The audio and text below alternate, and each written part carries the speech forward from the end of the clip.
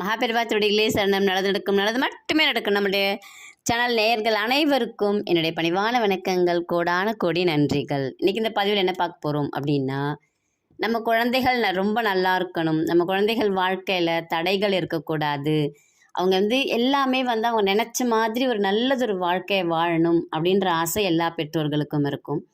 நம்மளுடைய ரத்த சொந்த பந்தங்கள் எல்லாருமே ரொம்ப நல்லா இருக்கணும், ஆரோக்கியத்திலையா இருக்கட்டும், செல்வத்திலையா இருக்கட்டும், பேர் புகழையா இருக்கட்டும், எல்லாத்துலேயுமே எல்லாருமே சிறந்து விளங்கணும் அப்படிங்கிற ஆசை இருக்கும் இல்லைங்களா?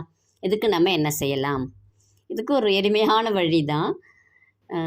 என்ன பண்ணணும் அப்படின்னு பார்த்தீங்கன்னா, செவ்வாய்க்கிழமையில் இந்த ரத்த சொந்த பந்தங்கள் பிள்ளைகள் அப்படின்னாலே முருகப்பெருமானை பிடிச்சிக்கணும்.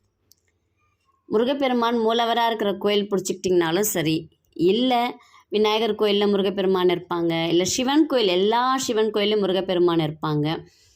அங்கே கேட்டு பாருங்கள், வெண் சங்கில் பால் அபிஷேகம் முருகருக்கு செய்வாங்களா அப்படிங்கிறத மட்டும் கேட்டுக்குங்க. நிறைய சிவன் கோயிலில் சிவனுக்கு செய்வாங்க, ஐயப்பனுக்கு செய்வாங்க. முருகருக்கு வெண் சங்கில் செவ்வாய்க்கிழமையில் அபிஷேகம் செய்வாங்க, பால் அபிஷேகம் செய்வாங்களா அப்படிங்கிறத மட்டும் கேட்டுக்குங்க.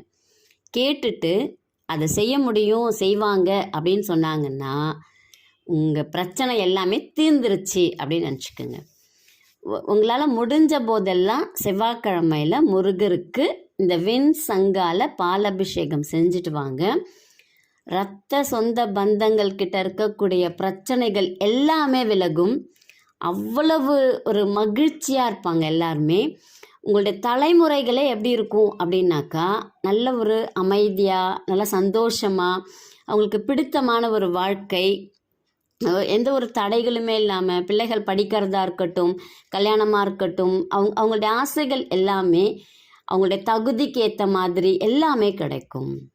உங்களுக்கு உறவுகளுக்குள்ளே இருக்கக்கூடிய அந்த ரிலேஷன்ஷிப்பாக இருக்கட்டும், எல்லாமே நல்லபடியாக நடக்கும். நீங்கள் முருகருக்கு செவ்வாய்க்கிழமையில் வெண்சங்கால பாலபிஷேகம் பண்ணீங்க அப்படின்னா, யாருக்கெல்லாம் அந்த குடுப்பனை இருக்கோ கண்டிப்பாக அவங்க செஞ்சு பாருங்கள். உங்களுடைய தலைமுறையே ரொம்ப நல்லாயிருக்கும்.